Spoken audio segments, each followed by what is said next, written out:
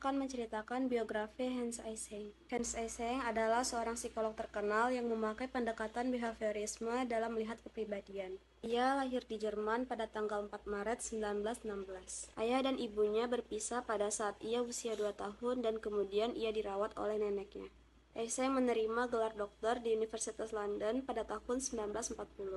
Setelah Perang Dunia Kedua usai, ia mengajar di Universitas London dan sudah menulis 75 buku dan lebih dari 700 artikel. Baiklah, selanjutnya saya akan menjelaskan definisi kepribadian menurut Eysenck. Definisi kepribadian menurut Eysenck adalah suatu keseluruhan dari pola tingkah laku aktual atau potensial dari organisme yang ditentukan oleh faktor hereditas atau keturunan dan faktor lingkungan. Selanjutnya ada struktur kepribadian.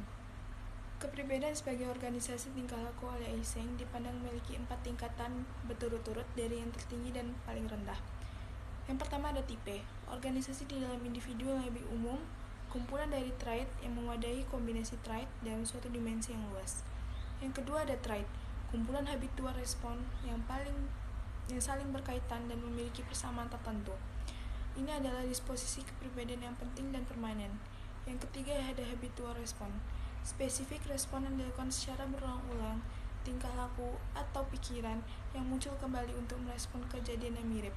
Yang keempat ada spesifik respon, tingkah laku yang secara aktual dapat diamati yang berfungsi sebagai respon terhadap suatu kejadian tertentu sehingga sangat spesifik. Dimensi kepribadian Eysenck terdapat 3 dimensi kepribadian menurut Eysenck. Yang pertama ada ekstraversi dan introversi. Perbedaan kedua ini bukan pada perilaku, tetapi lebih kepada sifat genetik dan biologis. Orang ekstrovert memiliki sifat yang mudah bergaul dan aktif, sedangkan orang yang introvert memiliki sifat yang pendiam. Yang kedua ada neurotisme. Dimensi ini memiliki komponen keturunan yang kuat. Eysenck berasumsi bahwa orang yang sehat memiliki kapasitas melawan gangguan periodik stres yang ekstrim. Ketiga, ada psikotisme.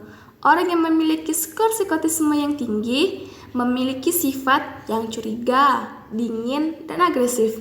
Sedangkan orang yang memiliki skor psikotisme yang rendah cenderung memiliki sifat yang suka bersosialisasi, peduli, dan empatik. Saya akan menjelaskan tentang kepribadian dalam pandangan Islam. Dalam setiap pembahasan kepribadian dalam Islam, sering diawali dengan pembahasan tentang dinamika kepribadian. Unsurnya secara aktif ikut mempengaruhi aktivitas seseorang dengan pola kehidupan beragama. Dinamika tersebut antara lain sebagai berikut. Yang pertama yaitu ada energi ruhaniyah yang berfungsi sebagai pengatur aktivitas ruhaniyah seperti berpikir dan mengingat. Selanjutnya yang kedua yaitu ada naluri, yaitu memiliki fungsi sebagai pengatur kebutuhan primer seperti gerak hati. Selanjutnya ada ego, yakni memiliki kesadaran untuk menyelaraskan dorongan baik dan buruk hingga tidak terjadi kecemasan. Yang terakhir yaitu ada superego, memiliki fungsi sebagai pemberi ganjaran batin baik berupa penghargaan atau rasa puas maupun hukuman atau rasa bersalah. Penghargaan batin dipertahankan oleh ego ideal, sedangkan hukuman batin dilakukan oleh hati nurani.